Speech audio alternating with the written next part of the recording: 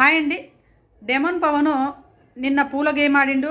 ఈరోజు వచ్చేసి పెంకల గేమ్ అన్నట్టు. అంటే ముగ్గురు మూడు వైపులు నిలబడతారు. మధ్యలో అవన్నీ మన చిప్పలాటలు పెంకలాటలు అంటారు కదా, బాల్తో కొట్టి పెంకలాటలు. కానీ అన్ని పెంకలు ఉంటాయి. అవన్నీ ఏమంటారు, చెక్కలు ఉంటాయి. ఆ చెక్కలు ఎవరి దగ్గర ఎక్కువ ఉంటే వాళ్ళ అన్నట్టు.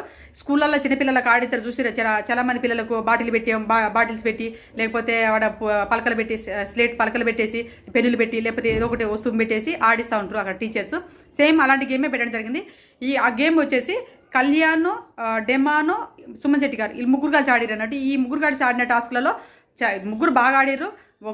ఒకరిని పొగడని అవసరం లేదు, ముగ్గురు బాగా ఆడిరు. కాకపోతే కాపాడుకోవడంలో మిస్ అయిపోయారు. ఒకళ్ళు అక్కడ వల్ల మన ఇక్కడ డెమాన్ పవన్ గెలవడం జరిగింది. అంటే ఇప్పుడు ఎవరి మీద, కళ్యాణ్ మీద, ఇటు సుమన్ శెట్టి గారి మీద, ఇద్దరి మీద డెమాన్ పవన్ గెలిచిండు. ఆ టాస్క్ ఇద్దరు బాగానే లాక్కొని ఆ టాస్క్ గెలిచింది. ఆ టాస్క్ గెలిచిన వెంటనే మళ్ళీ బర్నీ గారిని ఎంచుకొని బర్నీ గారి మీద ఈ టాస్క్ ఆడడం జరిగింది. ట్రైన్ డబ్బాల్లాగా ఒక ప్లాట్ఫామ్ కట్టే టాస్క్ అన్నట్టు. ఇంతకుముందు ఎలా ప్రోమో వచ్చింది కదా, ఆ టాస్క్లో కూడా టూ గుడ్ ఎఫర్ట్ పెట్టి అందరికంటే ముందుగా ఆడున్నటువంటి బ్లాక్స్ ఇవన్నీ డబ్బాల పెట్టెలు ఉన్నటువంటి చెక్కలను తీయడం జరిగింది. కానీ చెక్కలు తీస్తున్నప్పుడు వాళ్ళు సీరియల్ ప్రకారం పెట్టిరని నాకు ఎట్లా అర్థమైందంటే, బర్నీ గారు తీస్తున్నప్పుడు ఎట్లయితే లైన్గా తీసేసి ఎట్లా పెట్టుకున్నాడు బర్నీ గారు, ఆ చెక్కలు లైన్గా పెట్టుకుంటే కరెక్ట్గా కలిసేసింది. ఆ ప్లాట్ఫామ్ తొందరగా కంప్లీట్ అయిపోయింది బర్నీ గారిది. ఇక్కడ వచ్చేసి ఈయన ఏం చేసాడు, మొత్తం డబ్బానంతా ఉల్టా పోసేసి అన్ని కలిపిలు చేసేసి అవి మళ్ళీ పెట్టుకుంటూ పోతున్నప్పుడు అస్సలు సెట్ అవ్వలేదు. బాగా ఇబ్బంది పడిపోయిండు, టెన్షన్ పడిపోయిండు ఆ పిల్లగాడి. ఒక అడుగు బర్నీ గారి కంటే ముందే ఉన్నాడు. ఫస్ట్ పడబోసిన ముందే ఉన్నాడు. దాని తర్వాత ఒకసారి సెట్ అవ్వక ఆ అబ్బాయి ఆ టాస్క్ నుంచి ఓడిపోవడం జరిగింది.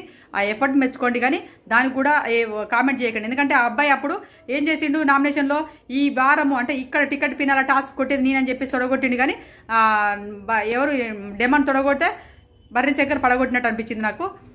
కాకపోతే ఇక్కడ ఎవరిని తక్కువ చేసి మాట్లాడకూడదు, ఎవరిని మనము ఏమంటారు బూతి పదాలు రాయవాకండి ఎవరికి కూడా. ఎందుకంటే ఇక్కడ బర్నీ శంకర్ బాగా ఆడిండు, అంటే తెలివితో ఆడిండు. ఇక్కడ లక్కు కూడా ఫ్యాక్టర్ అయిందని కూడా చెప్పుకోవచ్చు. ఇప్పుడు ఆడ చివరి మూమెంట్లో ఒకటి గెలవకపోవడం వల్ల డెమాన్ ఓడిపోయిండు. బర్నీ గారు ఆ మూటలు టక్క వేసేయడం జరిగింది. బర్నీ గారు విన్ అవ్వడం జరిగింది. ఈ టాస్క్లో out of the race demon Pawan అవ్వడం జరిగింది.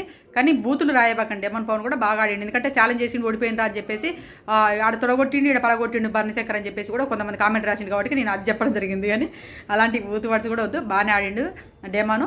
పాపం ఏం చేస్తాం, అది లక్కు ఫ్యాక్టరీ కూడా అంటారు కదా, అది కలవకపోవడం వల్ల ఓడిపోయిండు. ఒక్క చెక్క దగ్గరనే కన్ఫ్యూజ్ అయిపోయాడు.